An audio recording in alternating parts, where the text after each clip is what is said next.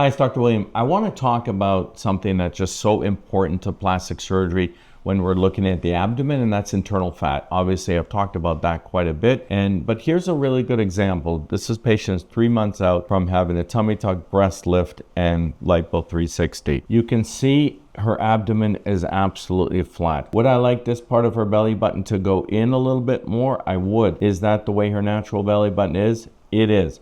Not everyone can have the perfect innie. But I don't really want to focus on that. What I really want to focus on is look at the nice shape. You can start to see like a little bit of contour here. Remember, there's no high definition lipo here.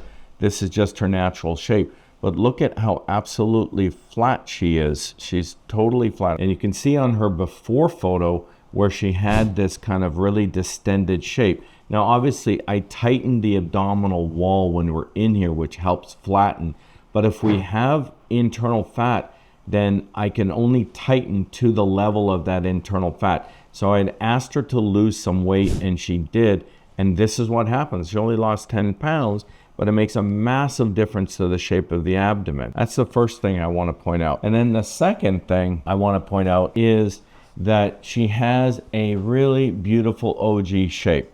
Now, did I do anything to her butt? No.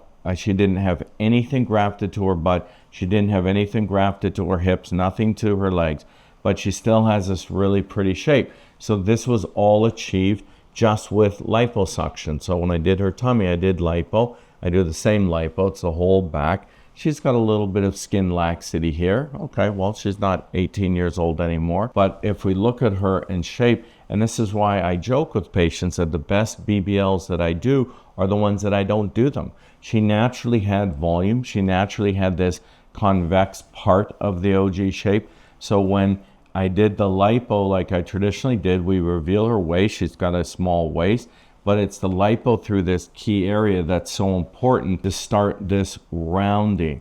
We want this line to be smooth. We want just a nice smooth OG line here. And so even though we didn't do anything with her butt, she still has a really nice enhancement of her butt simply with lipoing around the areas, and particularly in the key area to get that rounded shape. So here she has a very natural result because it's her own butt. There is nothing added to it. But just because she had a nice underlying shape, it's complemented really well with the OG lipo at the same time as the tummy tuck.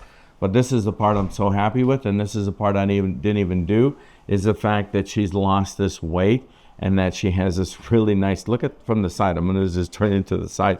I mean, look at her, how thin she is now, just from the lipo, losing the internal fat, and then doing a tummy tuck. That's why losing internal fat is so absolutely critical for you to get the best shape, because it's a big recovery. This is a lot to go through, and we didn't even talk about her breasts. So it's a lot to go through, a lot to recover, and if you're going to have internal fat, it can ruin your final result. So she fortunately took my advice. She lost that internal fat flat, and now she's flat and she's thin.